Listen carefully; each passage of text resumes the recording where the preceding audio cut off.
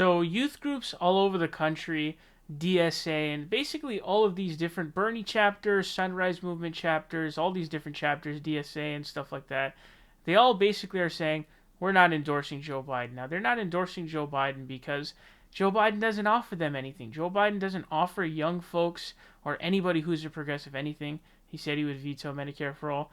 Claims to support a public option. I guarantee you he won't fight for a public option at all. He's buddies with the Republicans. He says that once Trump is out, they're going to snap into it. They're going to snap back into reality as total bogus. So, what's been going on Twitter, if you haven't been there, all of these different youth groups are just sending out tweets saying, we're not endorsing Joe Biden, which responds with a flurry of tweets from white guys who are Biden campaigners. And they're like, oh, you suck, you're supporting Trump and all this stuff. They're always white, by the way. And so Harvard for Bernie, these are Harvard students who support Bernie. They said, we are not endorsing Joe Biden. Now, Neera Tanden responded. She says, the privilege of these Harvard students is truly amazing. Honestly, how much pain and misery do people of color have to bear for you to get off your high horse? I like the idea of, like, not voting for, like, a potential rapist and basically a guy who voted for the Iraq War that killed 200,000 people, doesn't support Medicare for all, wants to keep a system in place that kills 48,000 every year minimum due to lack of health insurance. You know, we're on the high horse. Yeah, sure. Okay. It's not you telling us plebs to vote for Joe Biden, eh?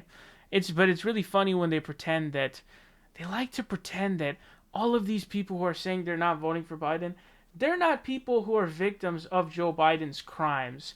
Instead, they're just whiteys. They're white privileged folks. Now, I'm not white. I'm saying don't vote for Joe Biden. I'm not white. And so they changed their name to Neera Tanden wanted to invade countries for oil. And so this is always kind of the go-to response for Neera Tanden. And so this is actually funny because it's Faiz Shakir and Neera Tanden who are speaking. But this came from WikiLeaks, I believe it was. It had to be WikiLeaks. And so what you can see here is Neera Tanden sends Faiz and a couple of other people an email saying, and it's talking about Libya. Remember in Libya what happened where Gaddafi got taken down? She says, we have a giant deficit. They have a lot of oil. Most Americans would choose not to engage in the world because of that deficit. If we want to continue to engage in the world, gestures like having oil-rich countries partially pay us back doesn't seem crazy to me. Do we prefer cuts to Head Start or WIC or Medicaid? Because we live in deficit politics, and that's what is happening and will be happening even more. So basically saying, let's invade these countries for oil. And then Faiz responds saying, I don't think that it's fair we create our own domestic problems and then ask other nations to pay for it. You see the adverse incentive problem here, right? If we think we can make money off of an incursion, we'll do it. That's a serious policy / messaging / moral problem for our foreign policy, I think. And so there was even a story apparently where Faiz Shakir asked either Hillary or Obama a question about the Iraq War. One of the, zombie ghouls of the Democratic establishment. And she apparently punched him. Either punched or slapped. But basically, imagine the genders were reversed and it was a guy who did that to a girl. Imagine that. But it's all good when Neera Tanden does it because she's a woman, right? It's all good to just punch Faiz Shakir because he asked the question. That's not a joke, by the way. It's legit.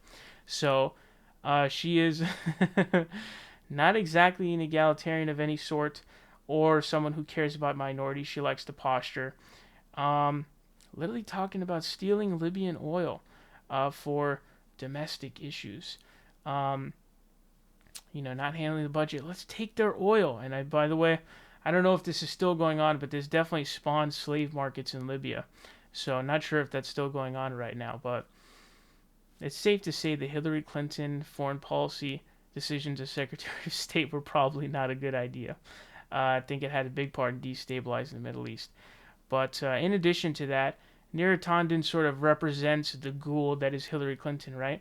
Hillary Clinton's legacy lives on through Neera Tanden, and so she's the zombie. She's their zombie. So Hillary Clinton can sleep at night because even though she's not every single day being a zombie, ghoul, sellout, Neera Tanden is there to fill her role and to make sure that she's well represented. So, yeah.